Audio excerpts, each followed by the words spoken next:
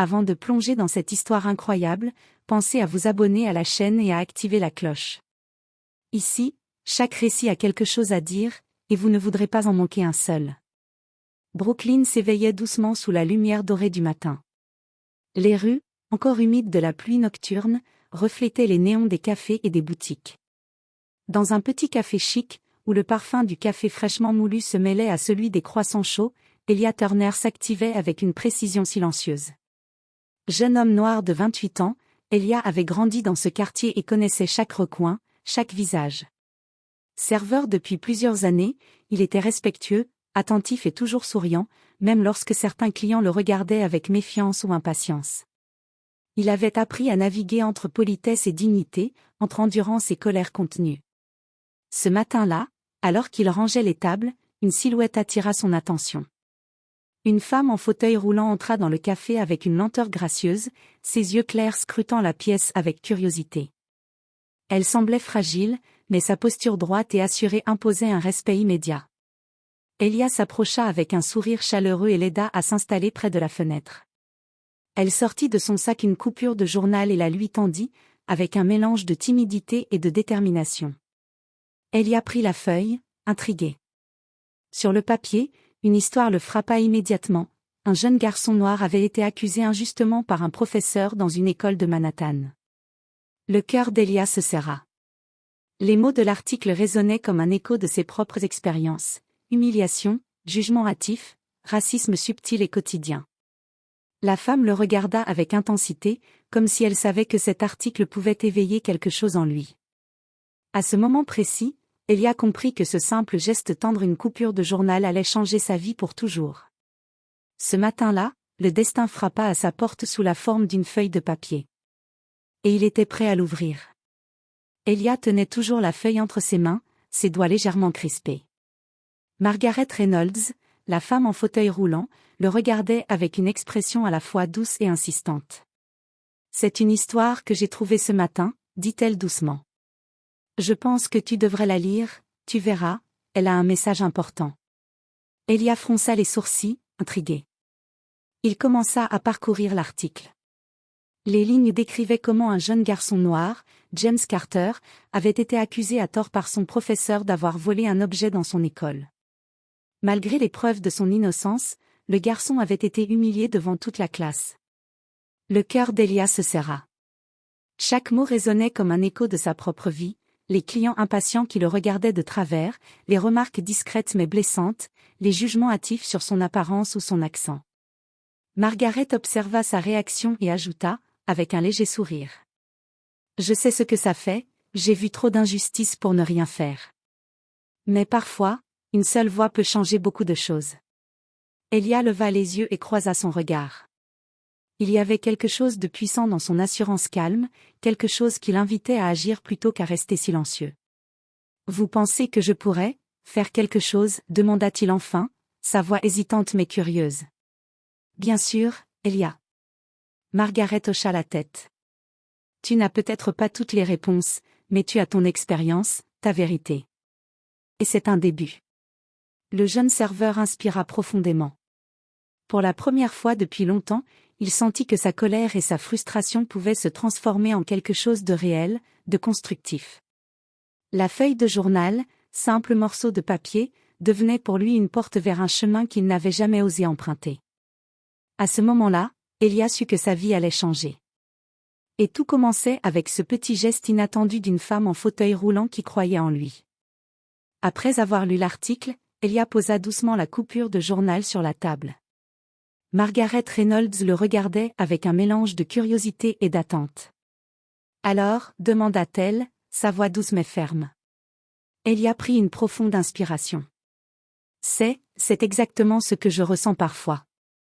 Vous savez, quand les gens vous jugent avant même de vous connaître. » Margaret acquiesça. « Je sais. J'ai vu trop d'injustices dans ma vie pour rester silencieuse. Mais je crois en quelque chose, Elia. Même un geste minime peut provoquer un changement.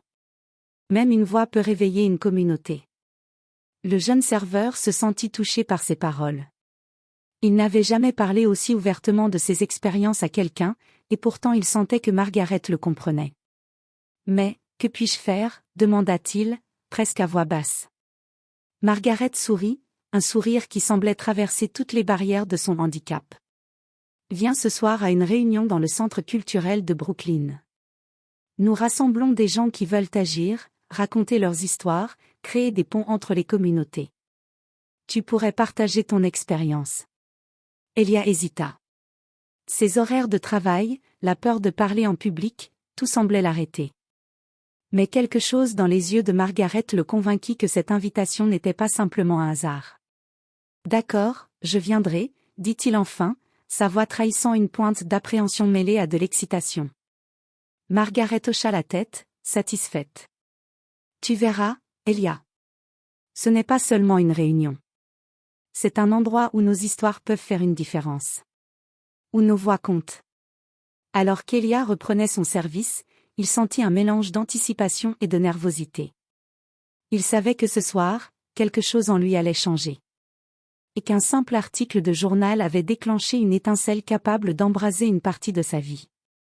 Le soir venu, Brooklyn avait changé de visage. Les lumières des lampadaires se reflétaient sur le bitume humide, et l'air frais portait les bruits lointains de la ville qui ne dormait jamais. Elia Turner, légèrement nerveux, poussa la porte du centre culturel local. La salle était animée, des dizaines de personnes de tous âges et de toute origine discutaient avec passion. Sur les murs, des affiches affichaient des messages comme « Justice pour tous, nos voix comptent, la communauté d'abord ». Elia sentit son cœur s'accélérer. Il n'avait jamais été dans un endroit pareil, un lieu où chaque voix avait sa valeur. Margaret l'attendait près de l'entrée, un sourire rassurant sur le visage. « Je suis contente que tu sois venue, Elia. Tu vas voir, tout le monde ici veut t'écouter et apprendre. » Elia hocha la tête, essayant de calmer le mélange d'appréhension et d'excitation qui le parcourait. Il s'avança dans la salle et fut accueilli par quelques sourires amicaux. Des visages curieux se tournèrent vers lui, certains lui tendant la main. Une femme d'une quarantaine d'années, nommée Karen, s'approcha. « Bienvenue. Ne t'inquiète pas, ici, tout le monde a vécu des expériences similaires. C'est un espace sûr. » Elia sourit timidement, sentant pour la première fois depuis longtemps qu'il pouvait se permettre d'être lui-même. Il s'assit, écoutant les témoignages des autres membres de la communauté. Chacun racontait ses combats contre l'injustice, le racisme et l'indifférence, mais aussi les petites victoires et les moments de solidarité. Quand vint son tour, Elia sentit sa gorge se nouer. Margaret lui fit un signe discret, l'encourageant. Il prit une profonde inspiration et commença à parler, sa voix tremblante au début, mais gagnant en assurance à mesure qu'il racontait ses propres expériences, humiliation au travail, jugements injustes, regards pleins de méfiance. La salle resta silencieuse, suspendue à ces mots. Elia se rendit compte que sa voix avait un pouvoir, celle de réveiller l'attention, d'émouvoir et de créer de l'empathie. À la fin de son témoignage, des applaudissements sincères résonnèrent dans la salle. Elia sentit un mélange de fierté et de soulagement. Ce simple geste, venir à cette réunion, venait de transformer sa peur en une force nouvelle. Margaret lui sourit, ses yeux brillants de fierté. « Tu vois, Elia, c'est le début. Ton histoire compte. Et ce que tu viens de faire, c'est un premier pas vers quelque chose de plus grand. » Ce soir-là, en quittant le centre culturel, Elia savait qu'il venait de franchir une frontière. Sa vie de serveur allait désormais coexister avec cette nouvelle mission, parler, partager, et peut-être changer des vies, une voix à la fois. Les jours suivants, Elia ne pouvait s'empêcher de penser à la réunion. Chaque geste, chaque mot échangé ce soir-là avait laissé une empreinte profonde dans son esprit. Margaret avait raison, sa voix comptait.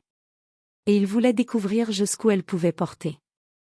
Un après-midi, après son service au café, Elia retourna au centre culturel. Il fut accueilli par Karen et d'autres membres de la communauté, tous impatients de partager des idées et des projets. Elia se sentit immédiatement inclus. Ce n'était plus seulement un espace pour écouter, c'était un lieu pour agir. « Elia, je veux te présenter quelqu'un, » dit Karen en s'approchant. « Voici Marcus, il coordonne nos programmes pour les jeunes victimes de discrimination dans les écoles. » Marcus, un homme noir dans la trentaine, sourit en serrant la main d'Elia. « J'ai entendu ton témoignage l'autre soir. Tu as du courage, frère. Je pense que tu pourrais aider beaucoup de jeunes à se sentir moins seuls. Elia sentit une chaleur le traverser. Pour la première fois, il se rendait compte que son expérience, douloureuse et souvent ignorée, pouvait devenir une force pour les autres. Au fil des jours, il participa à des réunions, rencontra des enseignants et des jeunes, et commença à planifier des ateliers où il partagerait son vécu et encouragerait les adolescents à raconter leurs histoires. Chaque rencontre renforçait sa détermination. Un soir, alors qu'il terminait une session, Margaret s'approcha de lui. « Tu vois, Elia, ce que nous faisons ici ne reste pas dans cette salle. Chaque mot que tu partages, chaque expérience que tu transmets, touche quelqu'un d'autre. Et bientôt, cette énergie se répandra bien au-delà de Brooklyn. » Elia hocha la tête, inspiré. Il comprit que ce n'était pas seulement une question de parler, c'était une chaîne de solidarité, où chaque voix contribuait à un changement plus vaste. En quittant le centre culturel ce soir-là, Elia sentit un mélange d'excitation et de responsabilité. Il savait que le chemin serait long et parsemé d'obstacles, mais pour la première fois, il était prêt à les affronter, entouré d'alliés qui partageaient sa vision et sa détermination. Quelques semaines après ses premières visites au centre culturel, Elia se sentait prêt. Les ateliers, les discussions et les encouragements de Margaret et de Marcus l'avaient transformé. Il savait que ces expériences n'étaient pas uniques, mais il avait désormais le courage de les partager publiquement. Un soir, assis sur un banc du parc près du café où il travaillait, Elia ouvrit son carnet. Il commença à écrire, ses mots sortant avec une fluidité surprenante: humiliation subie, jugement hâtif, regard suspicieux, client impoli. Chaque phrase portait la tension accumulée depuis des années, mais aussi l'espoir qu'il pouvait provoquer un changement. « Tu es sûr de vouloir publier ça ?» demanda Margaret, assise à côté de lui. Elia la regarda, déterminée. « Oui. Les gens doivent savoir ce que ça fait de vivre ce que je vis chaque jour. Je veux que ça compte pour quelque chose. » Margaret hocha la tête, fière. « Alors faisons-le. Et je te promets, tu ne seras pas seul. » Le lendemain, Elia envoya son témoignage à un petit journal local. Quelques heures plus tard, il reçut un message: « Nous voulons publier votre article. Votre voix est importante. » Elia sentit une bouffée d'émotion, sa vie de serveur venait de prendre un tournant inattendu. Lorsque l'article parut, la réaction fut immédiate. Des messages de soutien affluèrent, des voisins, des collègues, des jeunes qui se reconnaissaient dans son histoire. Certains clients du café, qui auparavant avaient été distants ou méfiants, commencèrent à le regarder différemment, avec un respect qu'ils n'avaient jamais expérimenté. Marcus et Margaret le félicitèrent. « Tu vois, Elia ? Même une seule voix peut éveiller l'attention et inspirer les autres. Tu viens de franchir une étape importante. » Elia sourit, ému. Il réalisa que sa colère et sa frustration, longtemps contenues, pouvaient désormais servir à quelque chose de positif. Son histoire touchait des vies, petit à petit, créait un réseau de solidarité. Pour la première fois, il se sentit puissant non pas à travers l'argent ou le statut, mais grâce à la force de ses mots et de sa vérité. Et il savait que ce n'était que le début de son voyage vers un changement réel. Le succès de l'article d'Elia ne tarda pas à attirer l'attention, mais pas toujours celle qu'il espérait. Certains clients du café le regardaient avec suspicion, murmurant derrière son dos. Un matin, son manager, un homme blanc dans la cinquantaine nommé Monsieur, l'appela dans son bureau. « Elia, j'ai entendu parler de ton article. » Commença-t-il, la voix teintée d'avertissement. « Tu sais que ce café est un lieu de travail, pas une tribune politique. Je te conseille de rester discret. » Elia sentit une vague de frustration, mais il se retint. « Je comprends, monsieur répondit-il calmement, mais ce que j'ai partagé est ma vérité. Et je crois que c'est important. » Monsieur soupira et hocha la tête. « Fais attention. Tout le monde n'est pas prêt à entendre ce que tu dis. » À l'extérieur du café, Elia fut confronté à des regards méprisants, des murmures et même des commentaires désobligeants. Pourtant, chaque obstacle renforçait sa détermination. Margaret et Marcus le soutenaient sans faille. « Ne laisse personne te faire taire, Elia, » dit Margaret un soir après une réunion. « Le changement dérange toujours ceux qui profitent du statu quo. Mais continue à parler, continue à partager. C'est là que réside ton pouvoir. Avec le temps, Elia a appris à transformer la critique en énergie constructive. Chaque remarque négative devint un rappel de pourquoi il se battait, pour que les voix ignorées puissent être entendues, pour que l'injustice soit dénoncée, pour que sa communauté sente qu'elle n'était pas seule. Un après-midi, alors qu'il servait des clients, un jeune garçon noir s'approcha timidement. « Monsieur, j'ai lu votre article.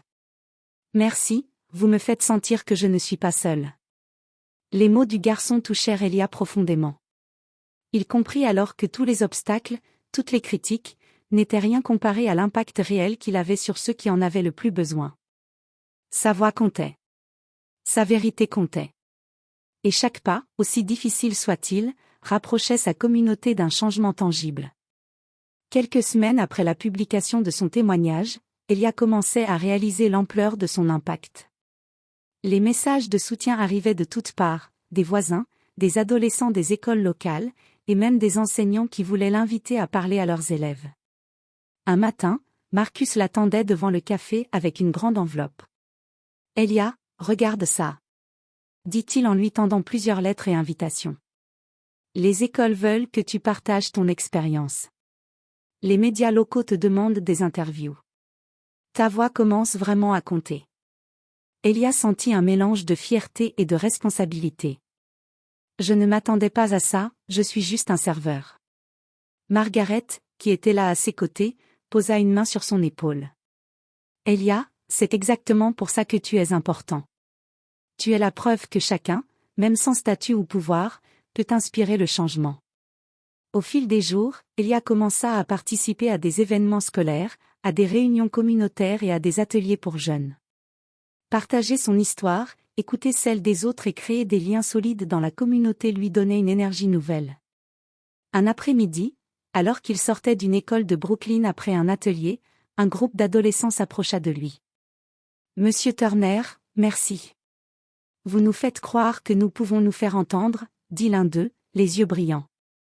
Ces mots touchèrent Elia profondément. Il comprit que sa voix, son expérience, n'étaient pas seulement des récits, elles devenaient des instruments de changement, des outils pour aider d'autres à se relever face à l'injustice. Même le café où il travaillait commença à changer. Certains clients, autrefois critiques, l'accueillaient désormais avec respect et curiosité. D'autres continuaient à murmurer, mais Elia avait appris à transformer chaque obstacle en énergie constructive. Il comprit alors que son influence grandissait non pas grâce à la puissance ou à l'argent, mais grâce à la sincérité et à la force de ses paroles. Et avec Margaret et Marcus à ses côtés, il se sentait prêt à aller encore plus loin, convaincu que chaque voix, même celle d'un simple serveur, pouvait provoquer un véritable changement dans sa ville. Un matin pluvieux à Brooklyn, Elia Turner travaillait derrière le comptoir du café lorsqu'un visage familier franchit la porte. C'était Stephen Caldwell, un client régulier qu'il avait souvent regardé avec mépris et qui, par le passé, l'avait humilié publiquement pour une erreur minime de service. Le cœur d'Elia se serra, mais il resta calme. Margaret, assise à sa table habituelle, le regarda attentivement et lui fit un signe discret, « Reste toi-même. » Stephen s'approcha du comptoir, un sourire condescendant aux lèvres. « Eh bien, regardons qui est devenu célèbre maintenant, le serveur écrivain, hein ?» dit-il d'un ton moqueur. Elia inspira profondément. « Oui, je partage mon histoire. Comme beaucoup, j'ai vécu l'injustice, et j'essaie de la transformer en quelque chose de positif. » Les autres clients du café se tournèrent vers eux, intrigués. Elia, sentant que c'était le moment de faire passer un message, continua.